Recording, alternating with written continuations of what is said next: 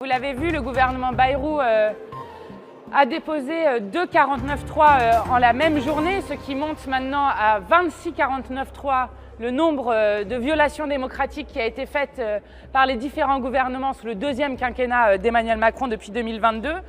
Donc vous avez un président de la République et ses gouvernements qui ne cessent non seulement de s'asseoir sur le résultat des urnes issues du suffrage universel, notamment de juin et de juillet dernier, mais qui s'assoit aussi sur la démocratie parlementaire avec des coups de force antidémocratiques qui sont sans cesse répétés et qui vont dans ce que fait ce gouvernement et le président de la République qui bloquent délibérément le pays en ne cessant d'agiter les peurs. Vous avez entendu ce qui se passe sur le pass culture, des sorties culturelles et scolaires qui sont annulées du fait de budgets qui ne pourraient pas être débloqués, de mensonges sans cesse répétés pour expliquer qu'il faudrait à tout prix un budget, n'importe lequel, même le pire des budgets, puisque, je le rappelle, le budget qui est en train de présenter M. Bayrou est pire que le budget présenté par M. Barnier et donc mérite à lui seul la censure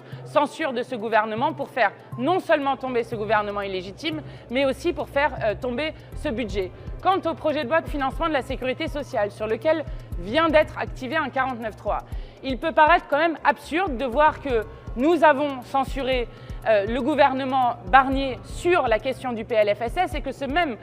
budget de la sécurité sociale qui continuerait serait aujourd'hui non censuré. Donc la logique veut que ce mercredi, lorsque nous examinerons les 2 motions de censure que nous avons déposées, nous insoumis, avec nombre de députés du groupe GDR, mais aussi nombre de députés du groupe écologiste, la logique veut que tous les opposants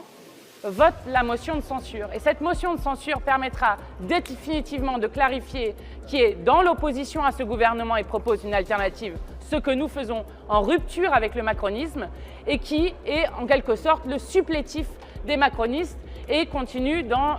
un soutien sans participation à ce gouvernement. Voilà ce qui va se jouer ce mercredi. Fidèle à ce que nous avons toujours fait lorsqu'il y a eu des 49.3, nous déposons donc 2 motions de censure parce qu'il est hors de question pour nous de laisser passer de tels coups de force. Les socialistes ont dit qu'ils ne voteraient pas cette motion de censure. Est-ce que la rupture est entamée avec les socialistes au sein du nouveau groupe parlementaire ? Mais vous savez, lorsque nous avons déposé la motion de censure, immédiatement, après que le gouvernement Bayrou ait refusé de faire ce qui se passe dans toutes les démocraties parlementaires, c'est-à-dire de se soumettre au vote de confiance devant l'Assemblée nationale.